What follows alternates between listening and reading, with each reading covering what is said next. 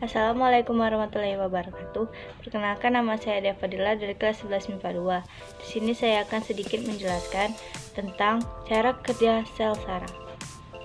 Neuron atau sel saraf merupakan sel yang mengantarkan impuls listrik ke tubuh kita. Otak kita memiliki sekitar 86 miliar sel saraf yang bekerja sama dalam menerima moben mengantarkan impuls antara otak dan seluruh tubuh lainnya. Jadi bagaimana cara kerja sel saraf?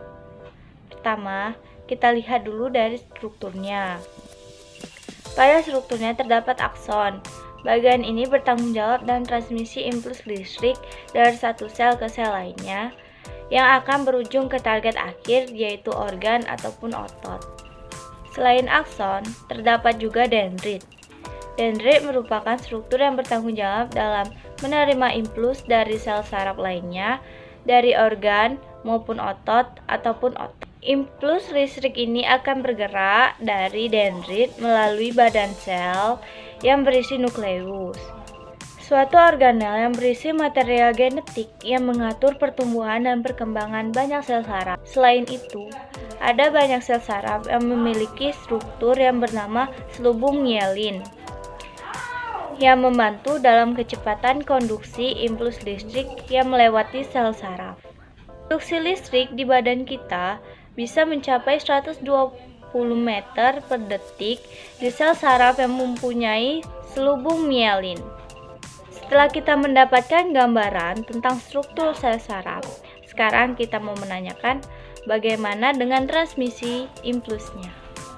Bagaimana caranya otak kita menyuruh jempol jari kita untuk bergerak. Di awal melalui mekanisme yang kompleks, otak kita membentuk suatu yang bernama potensial aksi dan meneruskannya sepanjang saraf yang bertanggung jawab untuk menggerakkan jempol. Di dalam saraf terdapat beberapa kabel, dan di dalam kabel-kabel ini terdapat sel saraf. Di antara satu sel saraf dan sel saraf berikutnya terdapat celah yang bernama sinaps. Jadi, potensial aksi yang merupakan si listrik akan diterima oleh dendrit di sel saraf pertama, diteruskan melalui tubuhnya dan mencapai akson. Beberapa neuron atau sel saraf terdapat sesuatu yang bernama neurotransmitter atau suatu zat kimia yang berperan dalam konduksi listrik dari satu sel saraf ke sel saraf berikutnya. Neurotransmitter akan dilepas ke sinaps dan menghasilkan suatu potensial aksi di sel saraf kedua. Di sini, listrik tersebut akan dioper dari satu sel saraf ke sel saraf berikutnya sampai akhirnya sel saraf terakhir menyampaikan si listrik ke otot yang bertanggung jawab untuk menggerakkan si jempol. Alhasil, jempol berhasil digerakkan. Demikian presentasi saya tentang cara kerja sel saraf. Mohon maaf jika ada kesalahan atau kekurangan. Saya ucapkan wassalamualaikum warahmatullahi wabarakatuh.